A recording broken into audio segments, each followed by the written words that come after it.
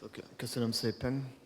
Thank you very much. So I will, even if I've been living in Hungary for quite a long time, I understand a bit Hungarian, but I am far away from being able to give a nice talk in Hungarian. And I have also another problem when I speak English. I don't speak about the French accent, which is very lovely, but that I speak very, very quick. So I really invite the interpreter to stop me if I start to be too quick, which is quite a contradiction because I will speak about degrowth. I will speak about how important it is to slow down, to think, to take time to re-evaluate a lot of concepts, a lot of values in our society. So I suggest to make a presentation in 2 times, and after I will conclude. The first time I will make a short introduction about what is degrowth, to reflect a bit on what was presented first by Bernadette and after by Dirk. And after I will speak about alternative experiment, what we launched here in Budapest with some friends called Cargonomia, and why it is opening a lot of hopes, which are maybe not enough, that we need also other steps going on around together. So first, what is degrowth? Degrowth, it's nemnövekedés in Hungarian, or décroissance in French. It's first a provocative slogan. It's something which was invented like that by somebody coming from marketing. And after he quit his job in the beginning of the 2000s, he realized that everybody's speaking about growth all around the society. Politicians, economists, intellectuals, the medias. And we started to face a lot of problems, and the only answer we could provide to that problem was always economic growth. And never we question economic growth for what, for who, and to produce what, to consume what, and to produce how, what we have and everything. And he started to underline what was presented by Dirk, that we are facing on one hand the physical limits to growth. We live on a planet which is called the Earth, which has some limited resources, some cycles which have also some limits, and we are already above all these physical limits. But also he wanted to question if we could have infinite growth, consuming more, producing more, be always more stressed, to live further, to travel more, to have more competition, with what we call growth mania, with always more mania. And this slogan is, I think, very interesting. On one hand, it played a very interesting role in France and after in other countries when it was translated in other languages, to bring on the table this radical question, to question all the fundamentals on our model of society. It's also very interesting because we saw, for example, how share economy nowadays, it's totally emptied from its content. We can say the same about the ecological awareness which happened in the last decade. How nowadays you can buy everything called green or sustainable, the same with sustainable development, maybe the same with organic food, the same with fair trade, where it became a bit like a marketing slogans. I think it will be more difficult for marketing or big corporation to empty from its content degrowth, to empty what is this narrative behind, the deep questions going on behind. But maybe sooner than what I expect, because marketing is based on manipulation and lies, sooner than we expect, we can buy a pickup truck in the name of degrowth or whatsoever. I hope not. Also, I think degrowth is a path. It's a path around this concept, what we call decolonization of our imaginary. It's really to question ourselves individually and collectively with a lot of beliefs. We grew up in a model of society. You quoted, for example, Karl Polanyi at the end of your presentation. And it's very interesting to see that when we read, we take time to read Polanyi, in particular his works about history of civilization. It's very interesting to see that something which is admitted as central in our social organization, I mean market economy, it's something quite unique in history of civilization. And decolonizing our imaginary, it's really to question ourselves about which place should take economics, consumption, how to reappropriate meaningful life, how to switch from a job where I wake up in the morning and I don't know why do I go to work, but I need to have a salary, and maybe I work for the military industrial complex, or I work for marketing, or I work for planned obsolescence, as you spoke about, and stuff like that, and it's not really fulfilling my life. How to switch from this dominated economic social organization when I need a job to a new model of society when I can reappropriate meaningful activities and so on. And degrowth tried to question all these things. And as Bernadette said in the beginning, we are facing different types of crises which are interconnected.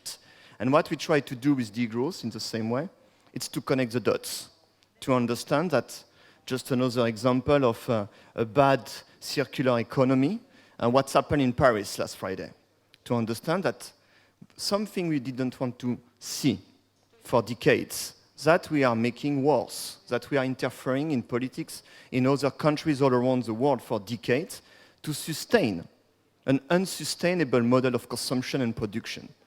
It was the same with the migrant issue. Something what we put under the carpet for decades, suddenly these people came to knock on the door. No, they are not only knocking at the door, it's happened in Paris. And some of my friends were directly targeted and were killed on that night, 10 days ago in Paris. And something what we don't want to understand, these catastrophes are here. So maybe it's time to question where is it coming from? Where these people are coming from? What's happening in Middle East for decades? Why? Why do we need to make war to control importation of always more oil? Why do we need to implement such domination systems with all the barbaries going on all around the society? And to question this illusion, what we have all around, and I don't blame anybody particularly, I am also the same, it's a systemic question, to question this illusion that we have the freedom to consume whatever we want, whenever we want, that we can go to a shop and buy that, and we do it because we never face the environmental consequences of this consumption. We never face or we never meet with the people who are exploited in this system to produce all this good what we have. And degrowth is about open relocalization for a lot of reasons. The one which was presented before, that if you produce locally, it's environmentally more effective. But mostly because of human reason, social reason, cultural reason. If you produce locally, you meet every day with the people you deal with in your production, consumption, and everything. You are in the ecological territories where you produce a thing. So if you start, for example, to destroy the environment, you are the first one to face this destruction. If you start to exploit children, that will be the children of your neighbors, or maybe your children. If you start to make war to control importation of resources and everything, that will be your neighbor that will have to kill to get that oil and stuff like that.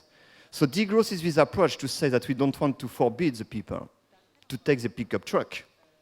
But first, you're free to do it. But go to Iraq, make a war, and bring yourself this oil. It's an image to question that the things are totally interconnected. And going with that thinking, degrowth is also a movement where we try to experiment, live ourselves, how could be new models of society, which will be relocalized, solidar, connected to each other, sustainable, autonomous, convivial, and mostly desirable. And I started to deal with degrowth with a very physical, energetic approach. And very soon I realized that I get quite depressed. I became a bit this type of catastrophist who keep shouting louder and louder that we are going to the wall, that the catastrophes are happening and we will get even more and more catastrophes. And I realized two things. On one hand, I was terribly depressed. On the other hand, I was totally ineffective. Nobody wanted to listen to me. And when I started to be interested in what we call the cultural limits to growth, and to question why most of my friends in this model of society are not so much happy, in particular if you compare to the high level of destruction and unsustainability what we have in this way of life. Why the last study published in France, why more than 50% of the French people, if they have the choice, will change job, will do something else in their life. And we speak about France, one of the richest countries in the world, where I think some welfare is still going on quite well. So to reappropriate meaningful life.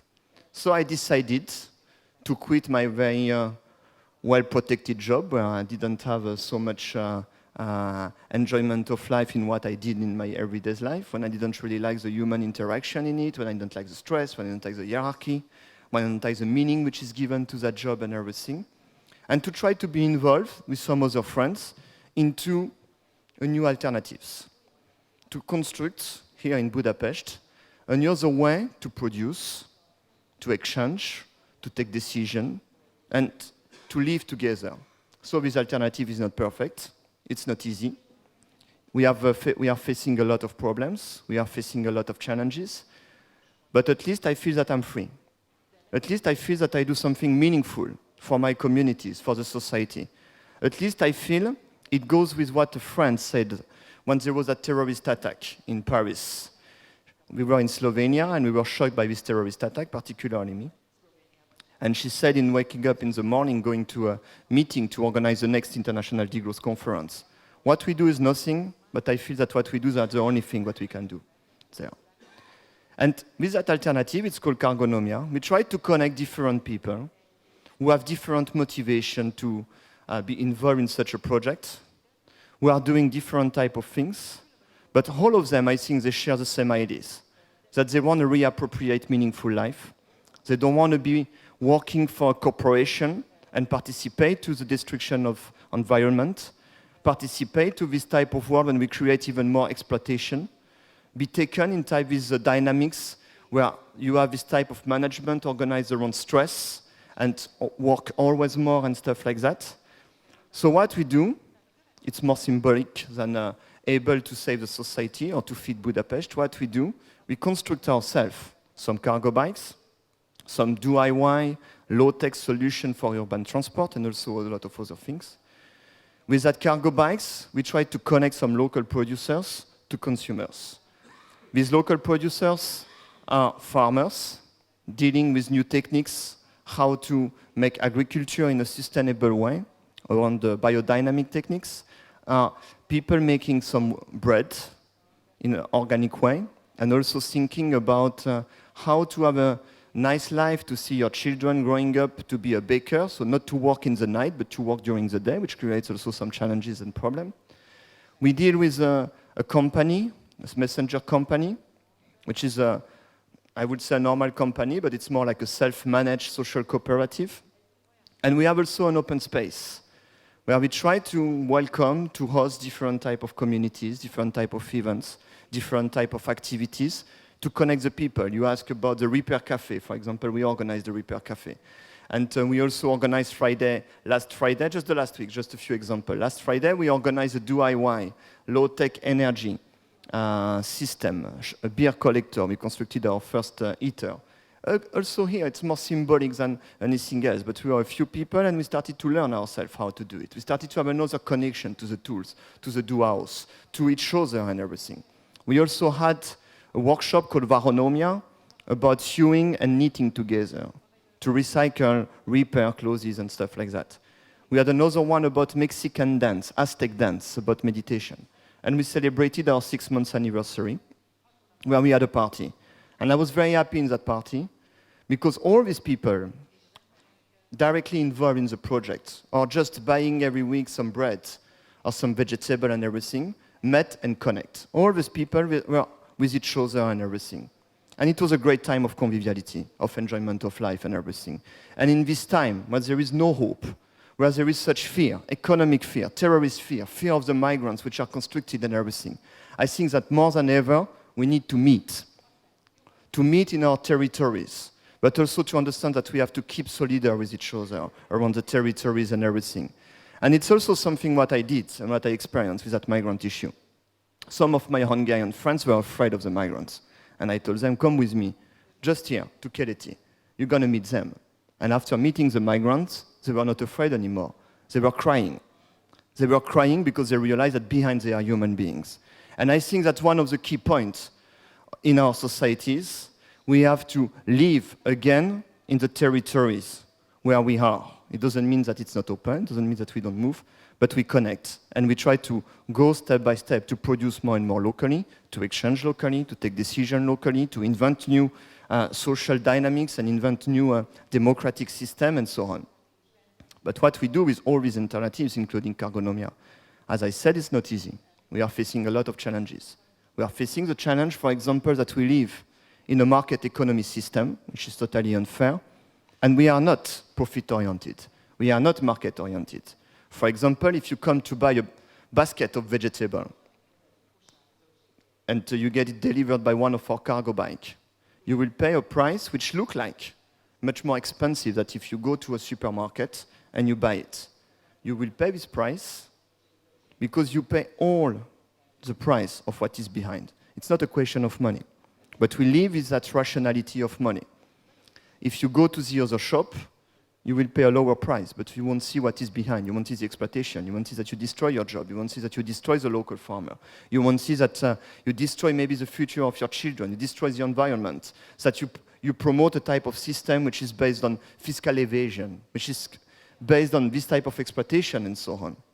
And what we should do, and in the degrowth strategy, we are very clear with that.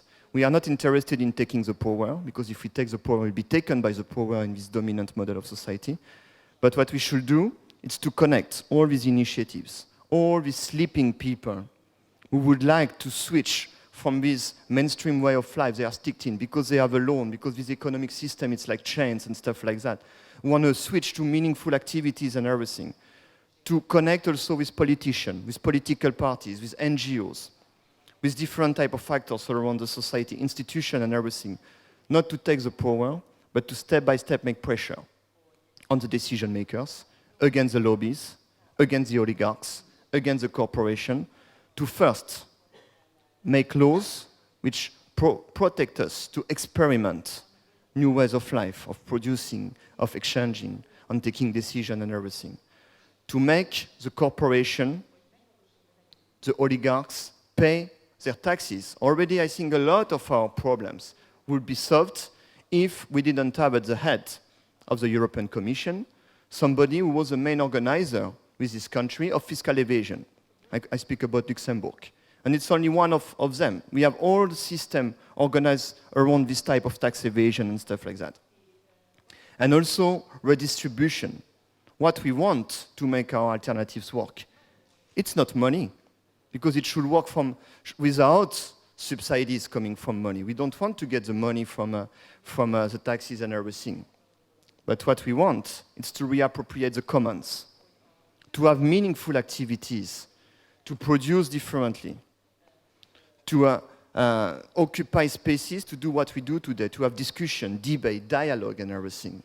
To reappropriate the goods, to reappropriate the tools, the do-house, as you spoke about when you mentioned open source. Open source is not only about software, it's about a lot of things, agriculture, energy, tools, and this type of things. And I think more than ever, we need this type of dynamics to put more and more on the side of society, market economy or profit logic, and reappropriate meaningful life, reappropriate the commons, reappropriate other ways to live together. And it's what we try to do in our low scale with our initiative. It's what I try to do as well with that initiative in presenting it a bit everywhere, in having some research project going on, in speaking with NGOs or with politicians to make pressure on them and everything. But I would say that the biggest achievement, and I have some of my friends here in the room, they can say if they disagree with me. I would say that the biggest achievement, what we had in doing that, it's not about the tools we invented or about how many people we are able to feed or about the fact that we are still economically more or less alive or stuff like that. The biggest achievement is that I think we took a lot of pleasure. We enjoyed doing this type of things. And in this time where we are facing what we are facing, I think more than ever, we need hope. We need to reappropriate meaningful life. We need to reappropriate a meaningful narrative, a meaningful path, to open our mind and to understand that maybe most of the blockades, what we have, are not technical, are not institutional, are maybe inside ourselves, because we are in societies where we are all afraid, and we are right to be afraid. We are all afraid of what's happening, what will happen. We are all afraid of all what we can see every day on the mainstream media. So thank you very much.